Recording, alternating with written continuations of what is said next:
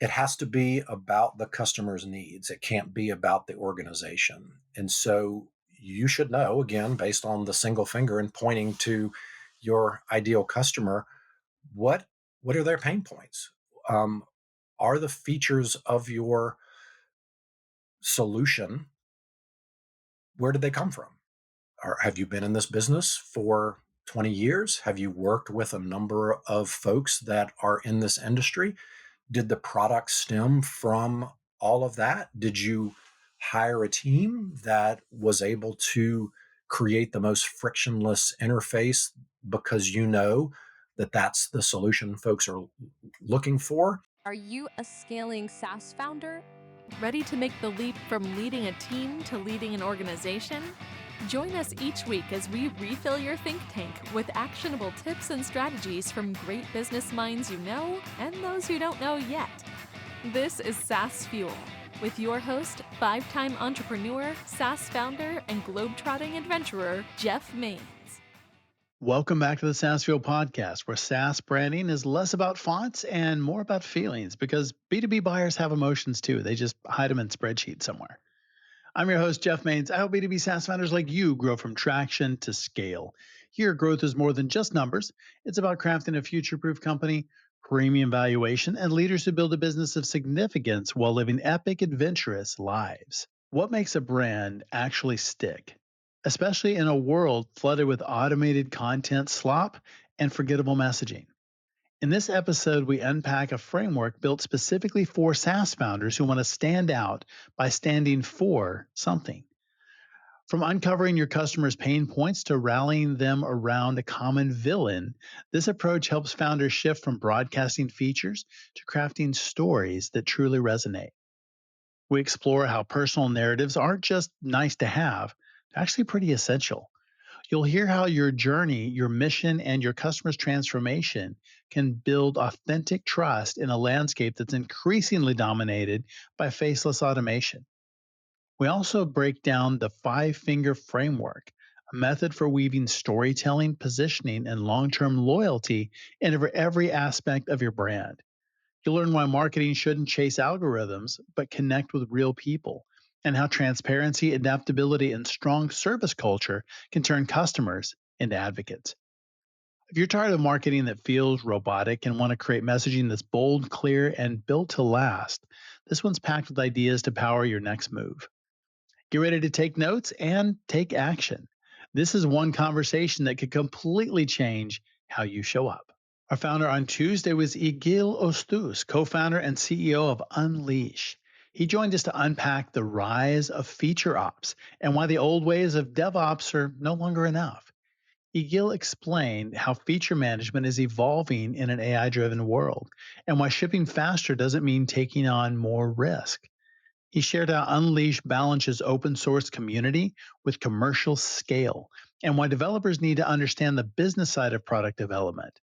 From developer workflows to strategic rollouts, Egil gave us a playbook for the next era of software delivery.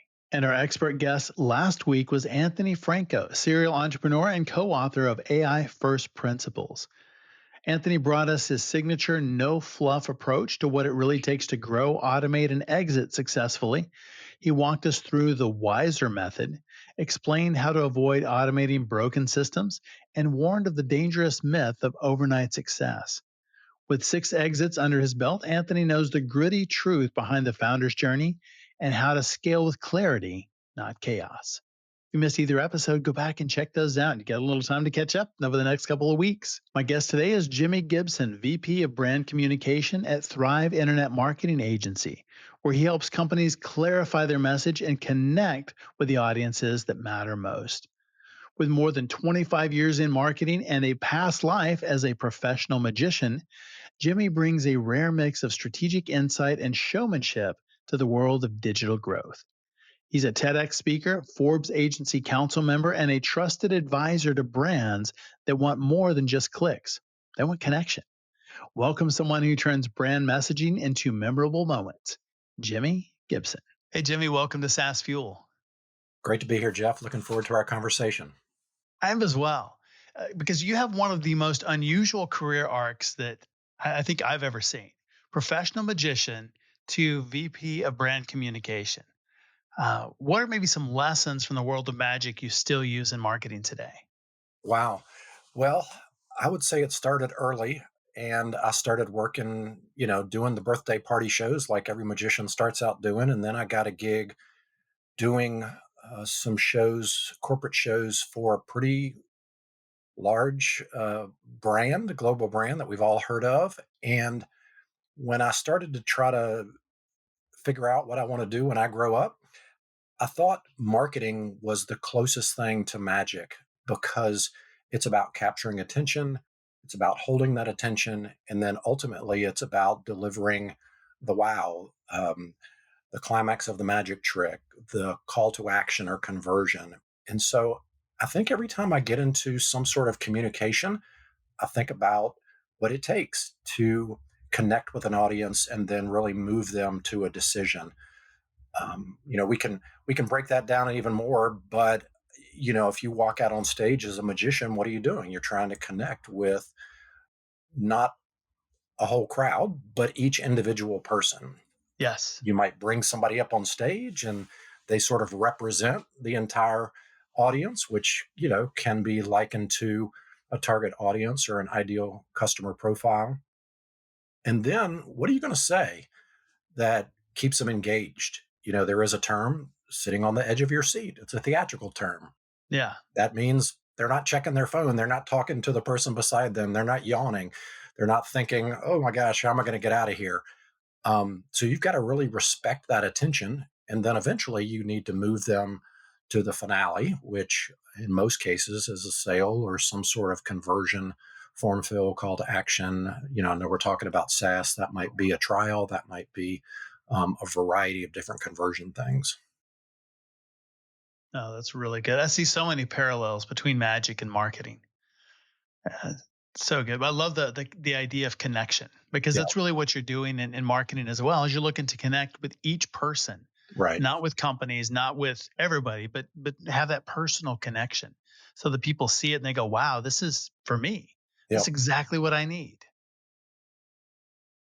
Yeah, I was fortunate enough to be part of a training with a Broadway director. He was in the original cast of Annie, and um, I guess he directed probably 20 some Broadway productions. He was also a magician, Wow. but he had like an invitation only training in Montreal. And he had a chalet on this crystal clear lake. No motor boats were allowed or motor type of um, watercraft was allowed on that lake. You could see to the bottom. And it was like the first day, and we're all sitting out there, beautiful weather, maybe 10 of us. We've been performing a long time. And there was a stump where I guess a tree had been cut down. And he just tells us to walk up to the stump. And one at a time, we were to get up on the stump, tell our name, where we're from, list our address and phone number. And we're all sort of looking at each other going, what in the world is this about? Is he trying to figure out how well we project or, you know, what is our personality? Are we going to be mysterious or more comedic? And so he didn't really say anything. He just let us go up one at a time and we're sort of whispering in between people, what is he looking for? What is he looking for? And he said, you all failed. And I'm like, well, I don't even know what the test was. So then he gets up there. And if you can imagine 10 magicians sitting sort of side by side in a row, and he's standing maybe 20, 25 feet away. And he starts on his right, audience left, looking at the first person. And he tells his name very clearly and smiles. Then he moves to the next person. He tells his phone number and where he lives. And then he moves to the next person. And all of a sudden, we got it. You're not talking to a crowd of 10 people. You're talking to 10 individual people. You need to connect with them. You need to smile. You need to make them feel like they're the most important person in that audience. And I always remember that. And especially if you're actually had a LinkedIn post about this the other day. If you're speaking with your target audience, you're not saying, hey, everybody. You're saying, hey, friend, Right. singular. And you should know exactly what their pains and excitement and what keeps them up at night and what gets them jazzed to go to work and what business problem they're trying to solve and what's going on in their personal life. And you should be able to speak to them as if you're sitting across the table having a cup of coffee or whatever hot beverage of choice you choose. Um, and I think when you boil it down to that, it's a little bit easier not to get so overwhelmed. And then you write more personably, conversationally. You don't sound stiff. Yeah, so I would say that would be a lesson just from the content perspective and the mindset of how you go about creating a campaign or a series of messages or email sequence or whatever the case may be. Just think about as an individual person. So good. That's really insightful. And I think it kind of dials it back a little bit where founders, a lot of times we feel like we have to be really visionary Yeah. and out there and maybe pushing the boundaries. But it's really, I think, more about being visible and then vulnerability, relating to people like that, just one on one, Yeah. not to the masses. Yeah, absolutely. Um, Everybody wants to know, and you're speaking about founders, everybody wants to know who's behind the brand, who's the face of the organization, who are the experts within that organization, what do they care about, what are they passionate about, why did they start this business.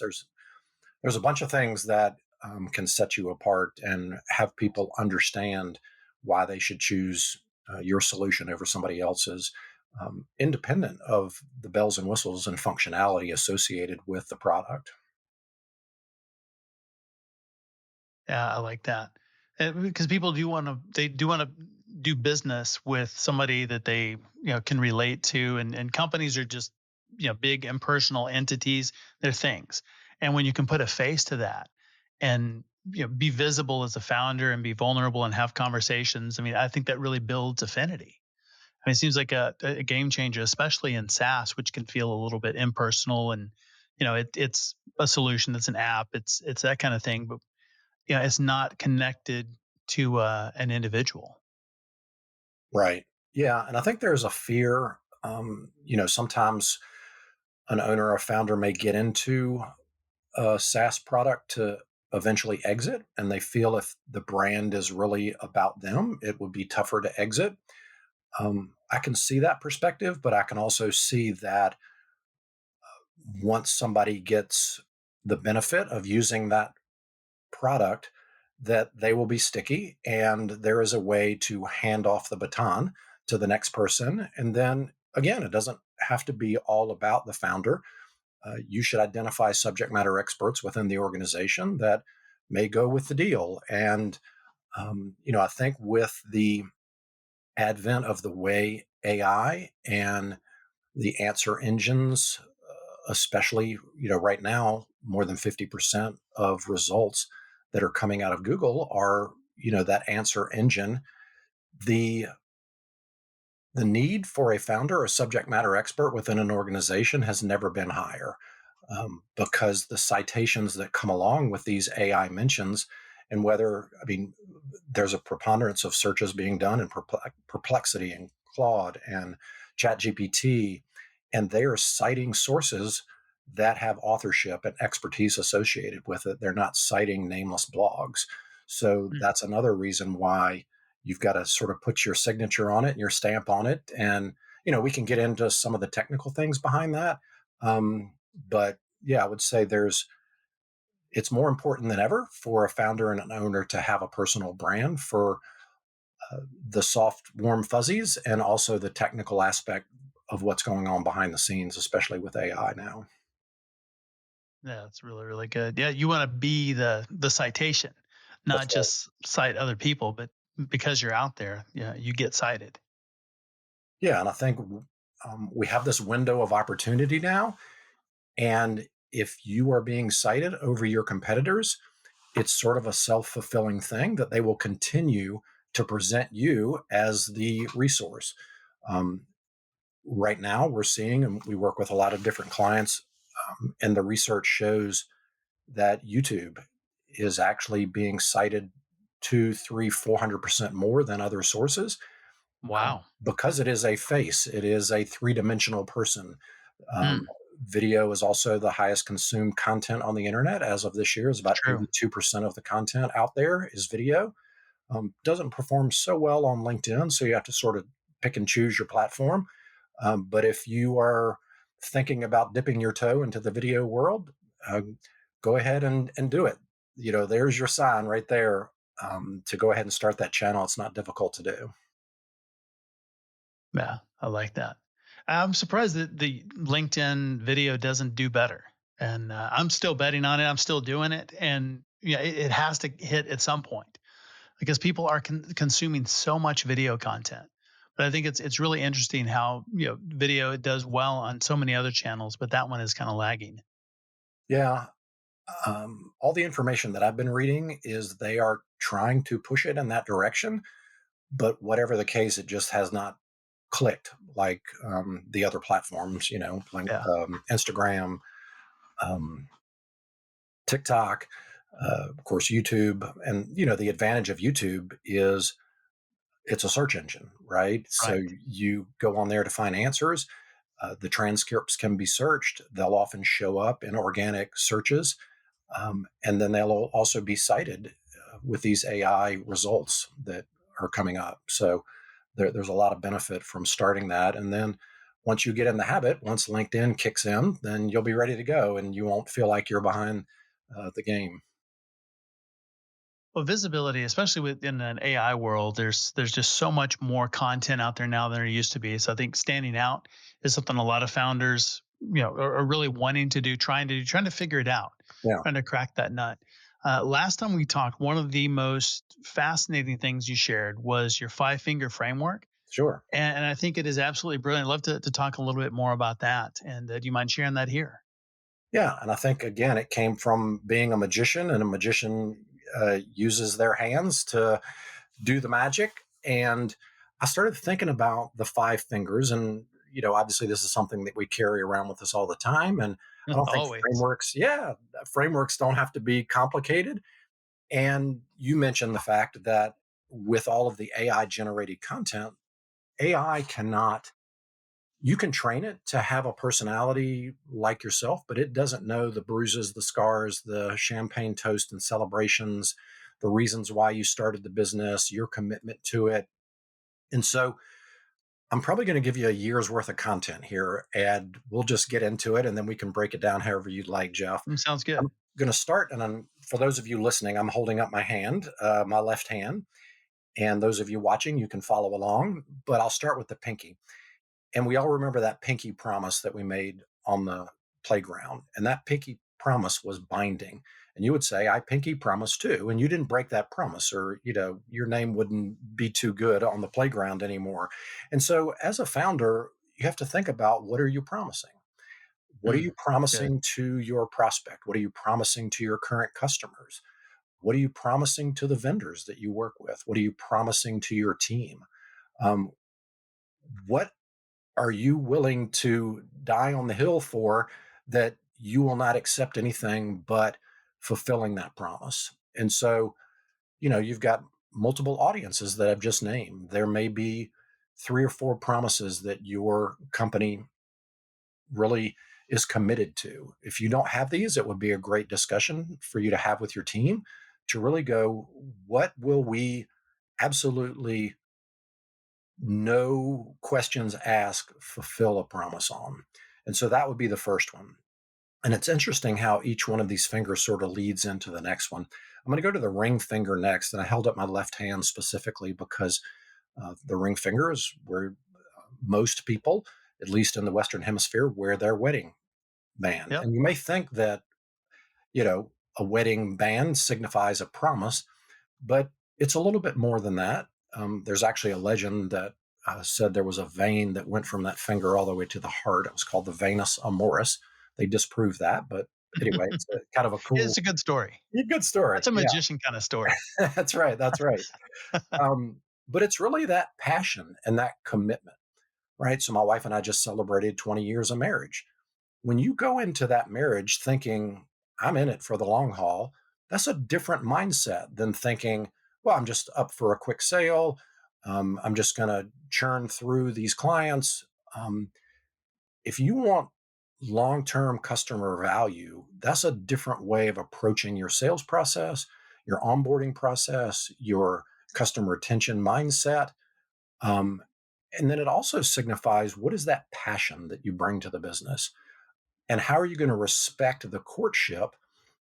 You might want to ask somebody out on a date, but you don't ask them to marry you on that first date, right? And so, what are you doing to respect that courtship and to allow that relationship to develop as it should?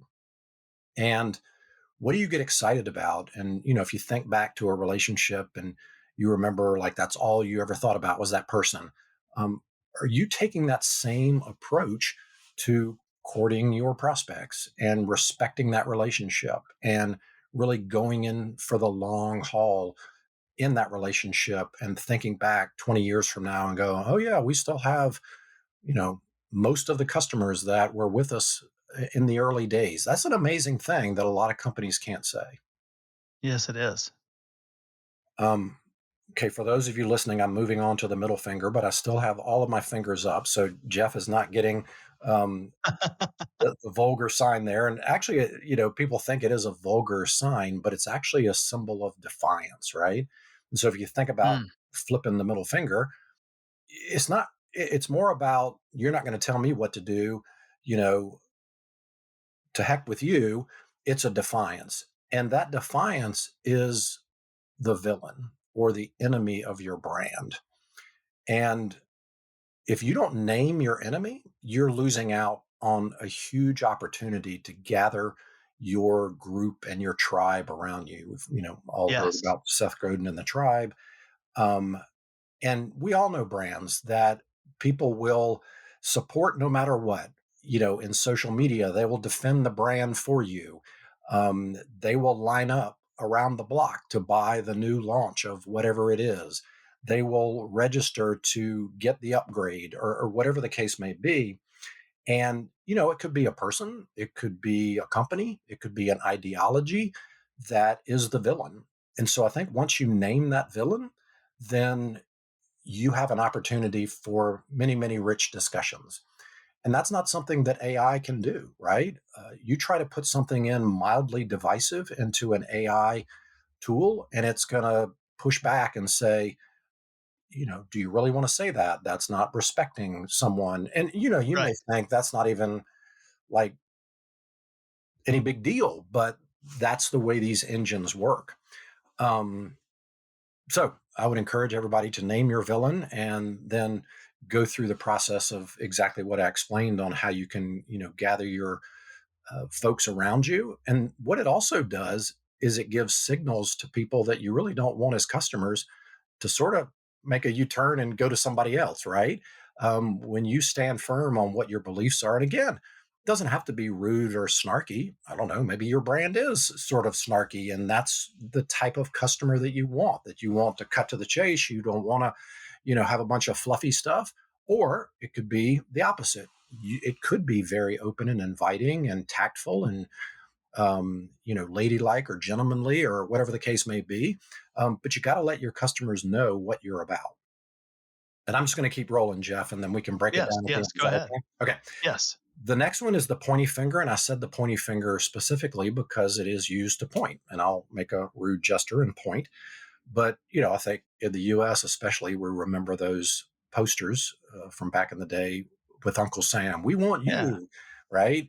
And so if you can't point to a person, and we talked about the story of standing on the stump and addressing each person individually, if you're just sort of murky and not able to really point to your ideal customer, you better get that straight because nobody's going to be able to say, hey, this is for me if you can't identify who that me is, right?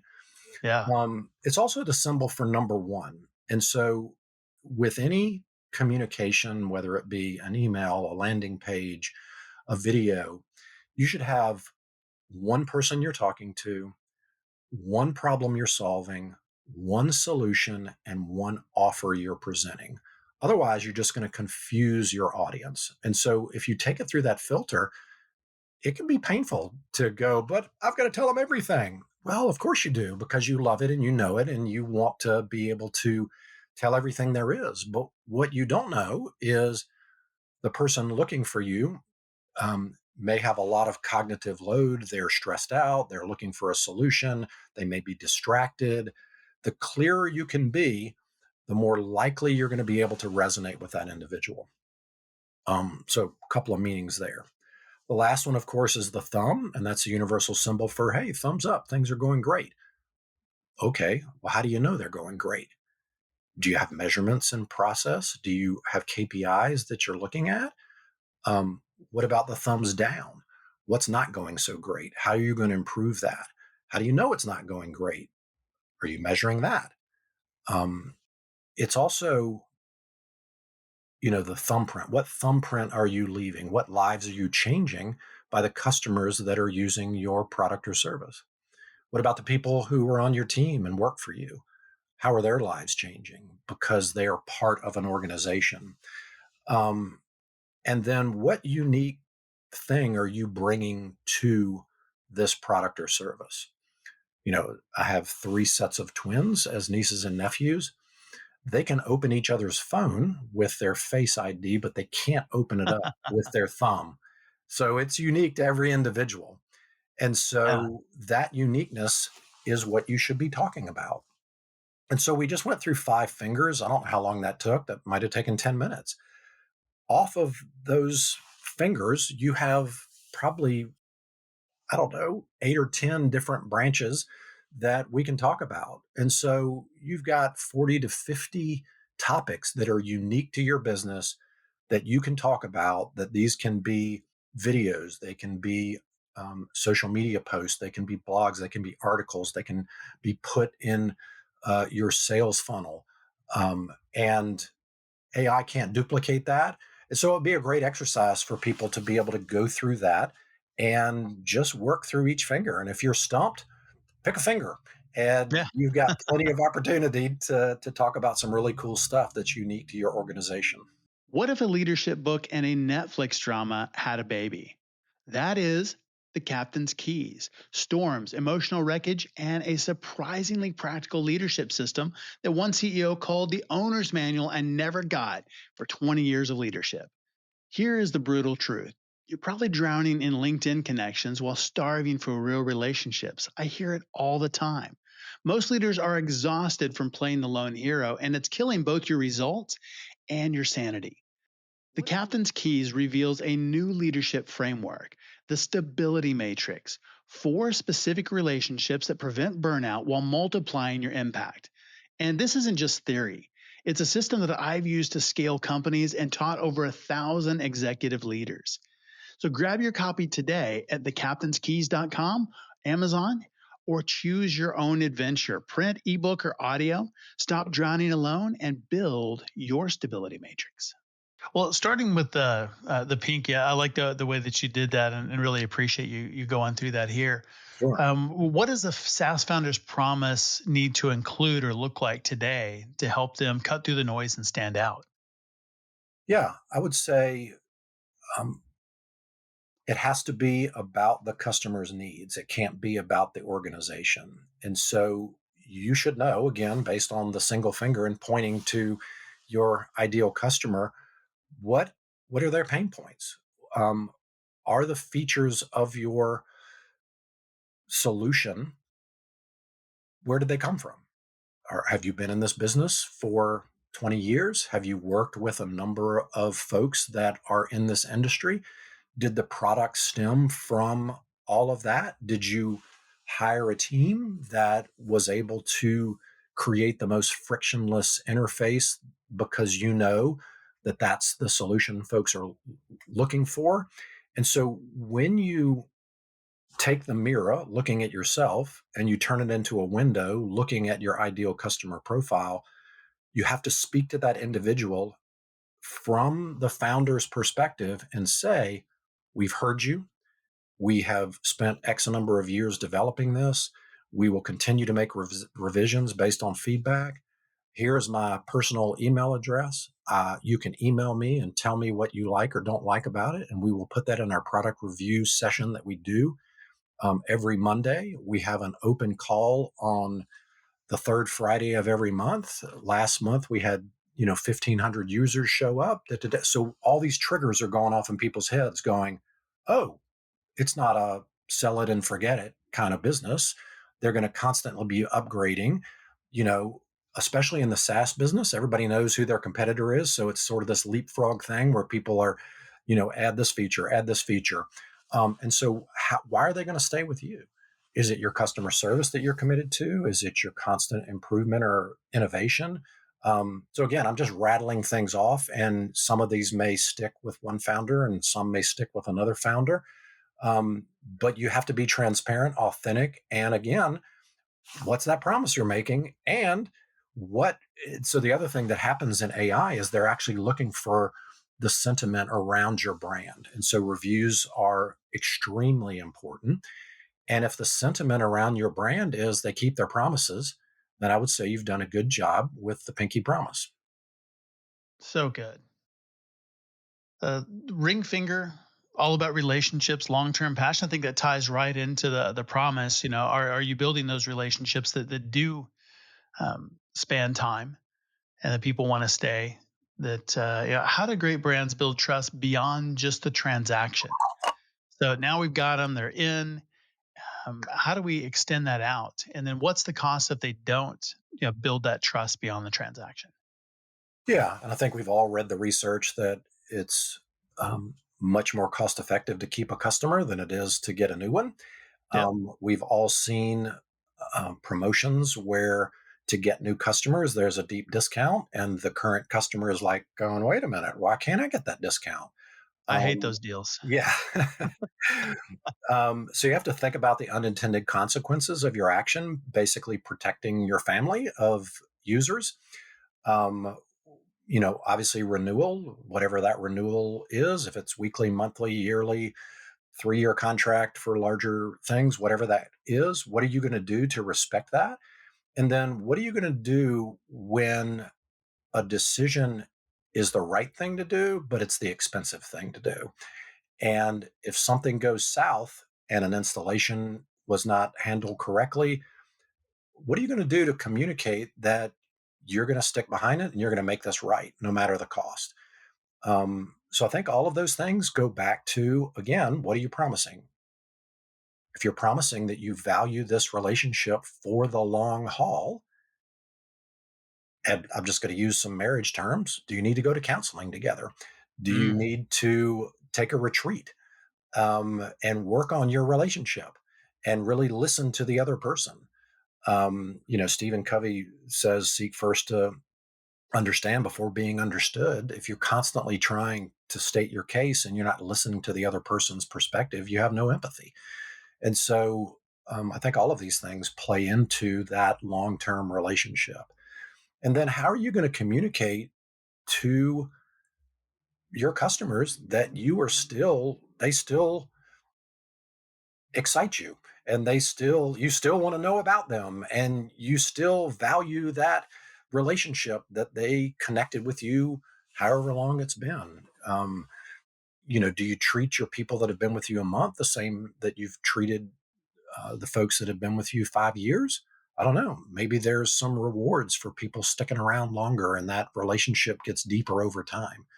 So I think when we look at these metaphors, it takes a business transaction into a real deep relationship that's meaningful. And, honestly, there are trivial things as to why people leave a relationship with a business. You got to know what those are. You got to have Yes. offboarding conversations, and then you got to make changes so that you mitigate that for future situations. That was really good. I think some of those offboarding conversations are some of the most valuable Yeah. discussions you can have, and really just understanding what's going on out there. What is it that happened that I'm not seeing? Yeah. And really understand it from their perspective. And just like you said, I mean, Stephen Covey, seek first to understand. Yeah. And, a We lot can of learn a times, lot. we have offboarding conversations. We talk to the account manager. And sometimes they're embarrassed. They don't want to tell you. And they just say, well, we're taking Exactly. it in house, or, this, that, and the other thing. Right. If you've set up the relationship correctly from the beginning and you have welcomed honest feedback throughout that process, they probably would have the comfort level to give it to you straight. And Yes. again, it starts with the first relationship. If it is hands off and faceless, then they don't feel like they owe you an explanation, right? But if it is a deep relationship, they probably, um, we've all heard, uh, what's the guy who wrote the book on persuasion? I never can say his name right. Cialdini. Robert Um, Cialdini, yeah, yeah. Um, Cialdini, the deeper the relationship, the more you can expect them to tell you the truth. And yes. so, Oh, that's exactly right. Next one is probably my favorite. The middle finger, the villain. yeah, Because when we can do that, when we can identify a villain, that just I think it unites our ideal customers around that because we're all fighting against whatever that villain is, and a lot of times it's why you started the company. yeah. What's the big problem that you started this company to solve? And a lot of times that can be named as the villain, whether it's personified or just this is the problem that we're specifically combating. Yeah. I mean, look at the sports industry. How long has that been around?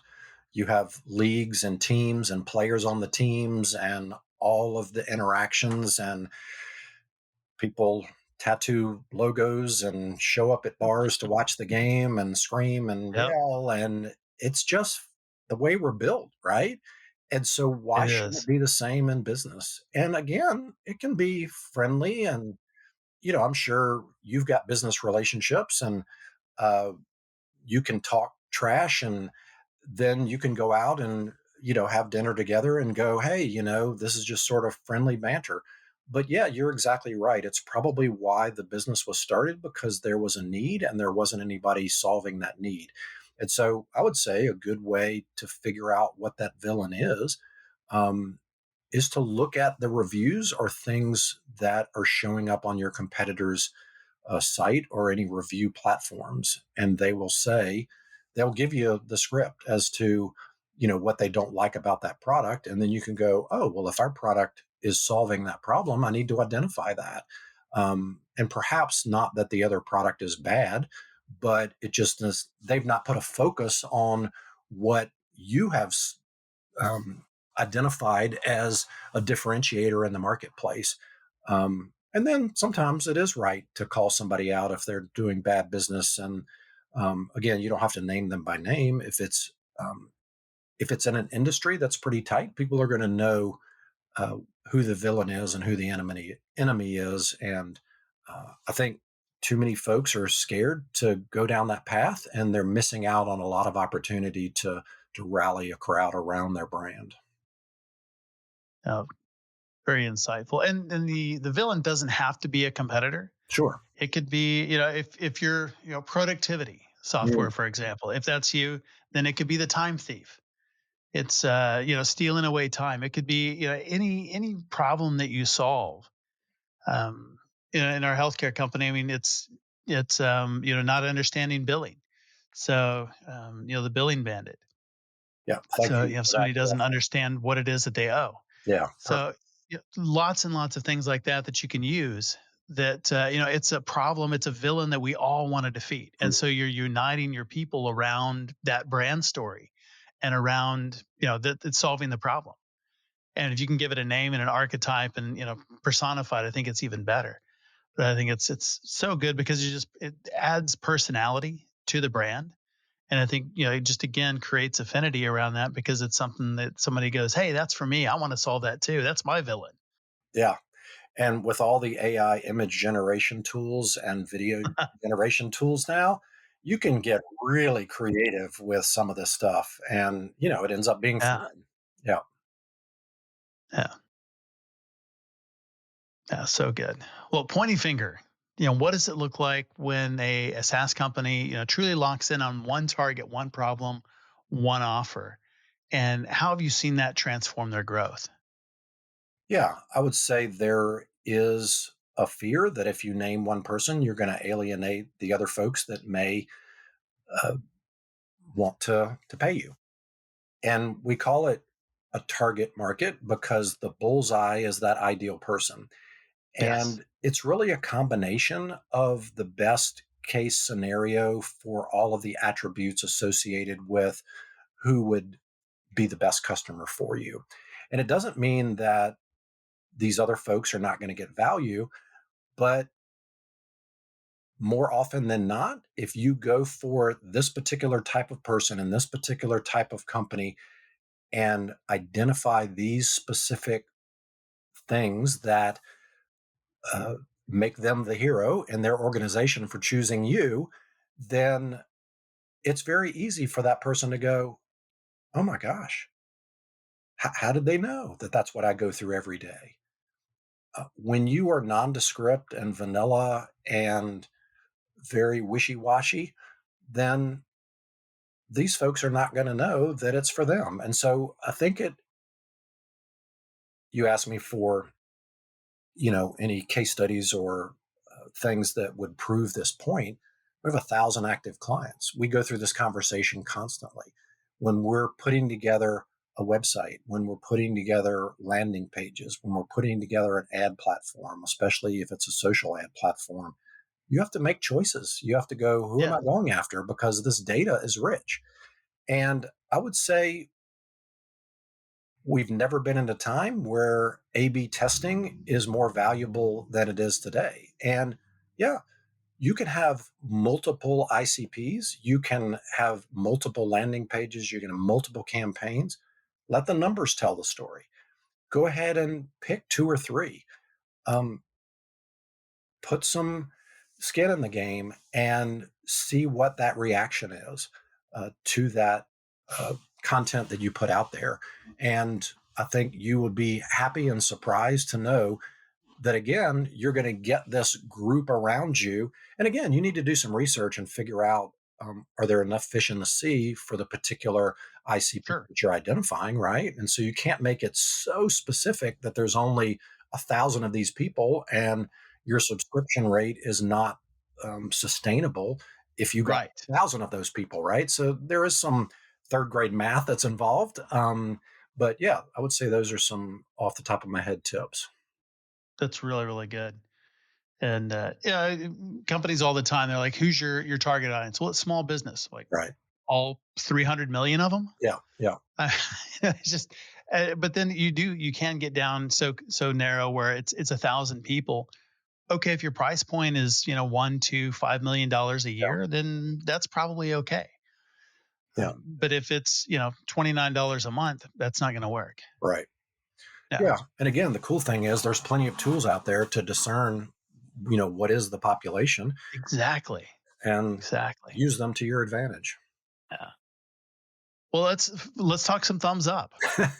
You frame it metrics and legacy. I think that's really, really good. Yeah. Um, one of my favorite parts about what you said was founders thinking about the unique thumbprint they leave on the company, Yeah. their company, their team, and even their category. It's for a lot of the tech companies, they're not going to be around. The founders are not going to be doing the same thing 5 years, 10 years, 20 years down the road. Some will.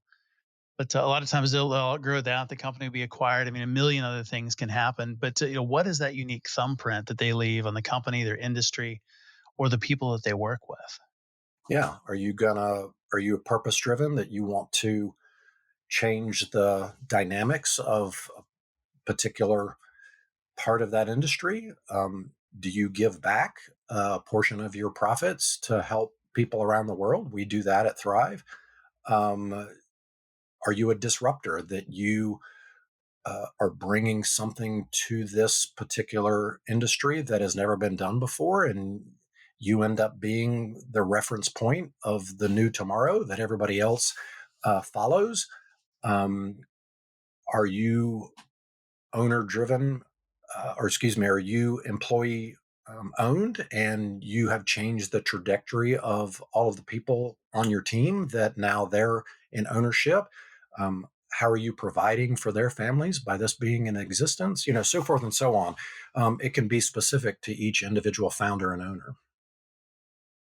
Mm, so good.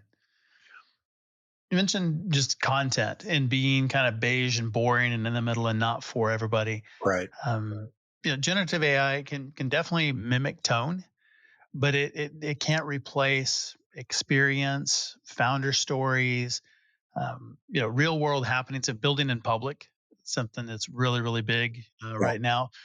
Why does storytelling still matter, even in a chat GPT world? Yeah. Again, I would say this is a differentiator that if you're willing to put in a little more effort than somebody else, you're going to be able to stand out. Everybody is considering ChatGPT and other tools as the easy button, and it all ends up being very generic and flat.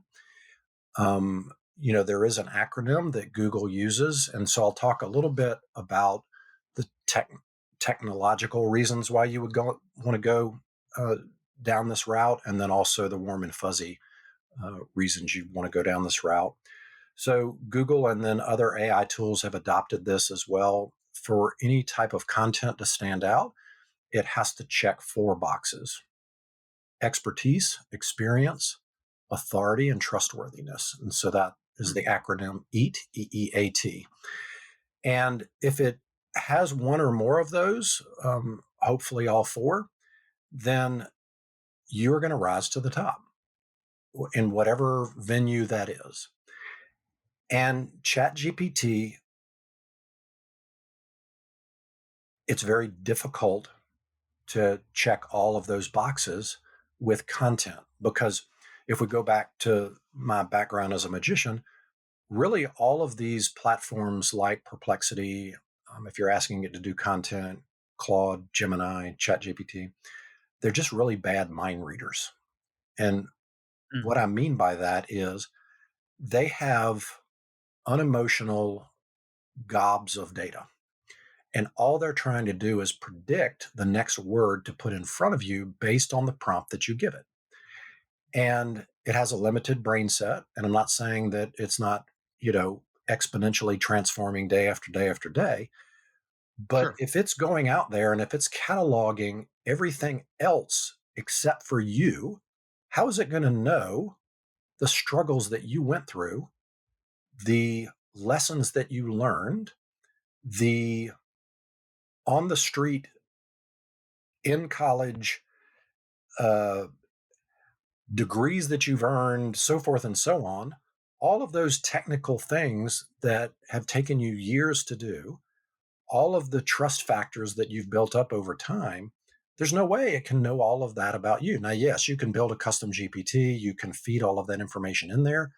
But again, it's not being divisive. It doesn't know what your five fingers are all about, right? The promise, the relationship, the villain, the pointy finger, the thumbprint that you're leaving.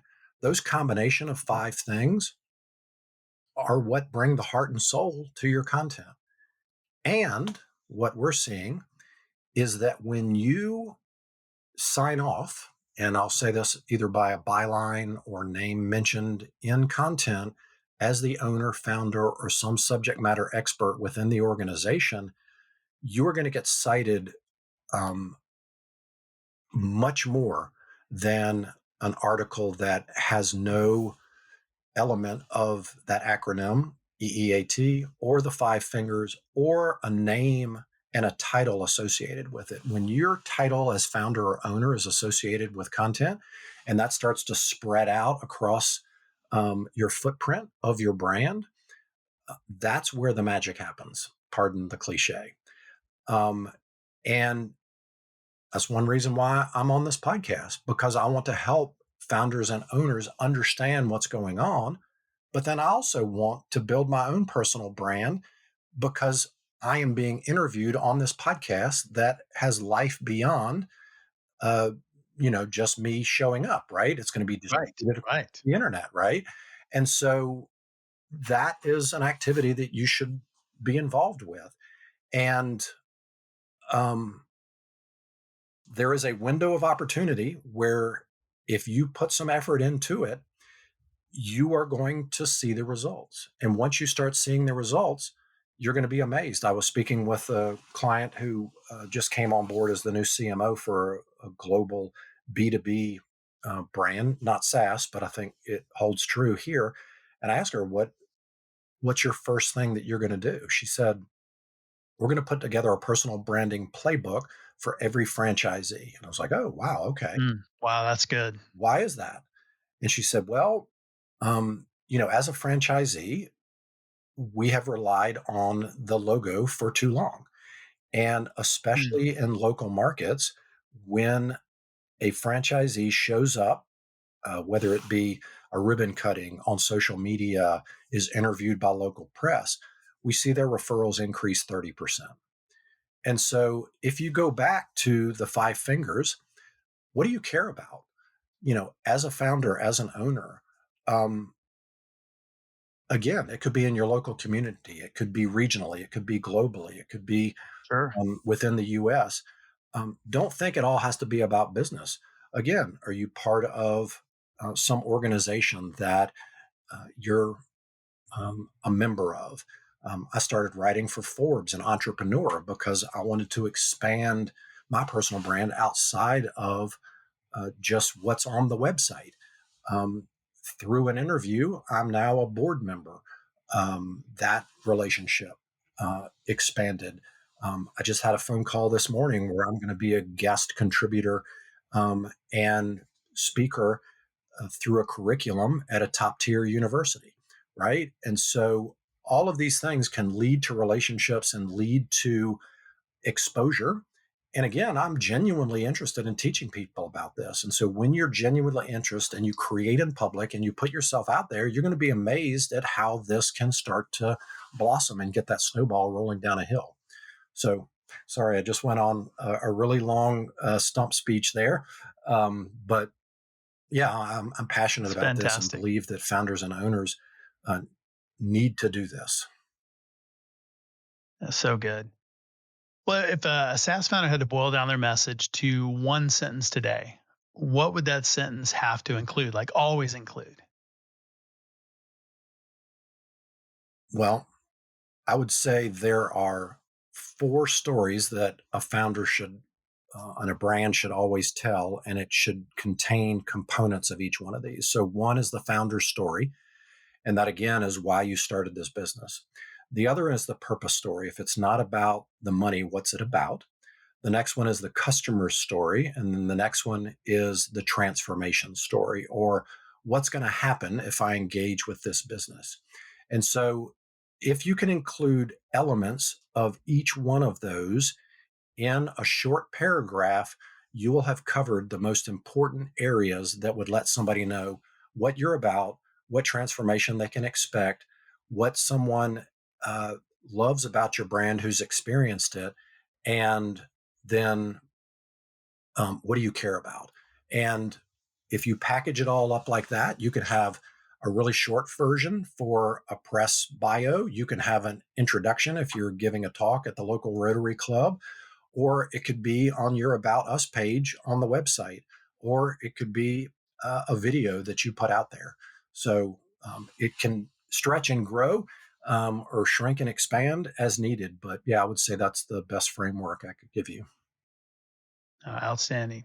Where can people learn more about you and about Thrive online?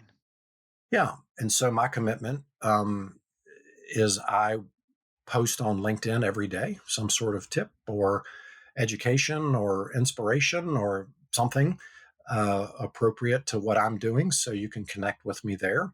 And then Thrive Agency is just like it sounds, THRIVE, thriveagency.com. We're celebrating our 20th anniversary this month, October. And yeah, lots of resources on there. And, folks can DM me on LinkedIn and I can connect you if you need some help with digital marketing, or if you just have a question about what you heard on today's show, I'd be happy to spend some time with you. Outstanding. We'll make sure and link all of that in the show notes. Jimmy, it has been an absolute pleasure and incredibly valuable today. Thanks for being on SaaS Fuel. Great. Thanks, Jeff. It was fun. Thanks again, Jimmy, for coming on the show and sharing your journey and insights. You can learn more about Jimmy and Thrive Agency at thriveagency.com. As always, all links, highlights, resources, and full show notes are available at saasfuel.com. And be sure to check out our channel at YouTube as well. It's at Champion Leadership, and love to see you over there. Lots of content for you. Thought leaders share. Share this episode with someone who replies to every idea with, can we scale that? Maybe even brunch plans. Everyone who shares this week gets a waffle iron that makes MVPs instead of breakfast. Launch ready in 2 minutes or less. syrup sold separately. What do billion-dollar fundraising campaigns and rock concert stages have in common? Well, it's our next guest, Jason Friedman. Second time to talk to Jason. Really excited to have him back. Jason is a founder who went from being a roadie for legends like Rush and Peter Gabriel to building 5 companies and helping top universities raise billions. Jason now helps entrepreneurs scale soul aligned businesses using his frameworks, the power of one, the kinetic customer formula, and the radical method. He's got the lived wisdom and radical results to match. And then Christmas Day, you get an episode with me. I'm going to give you my top 10 takeaways from all the episodes from this entire year. It's going to be a lot of fun. So I will see you next time. And as always, enjoy the journey. Thanks for listening to SaaS Fuel. Full show notes for each episode, which includes a summary, key takeaways, quotes, and any resources mentioned, are available at saasfuel.com. Be sure to follow and subscribe wherever you listen to podcasts. And if you're enjoying the content and getting value from these episodes, please leave us a rating and review at ratethispodcast.com/SaaSfuel. We'll be sure to read these out on future episodes.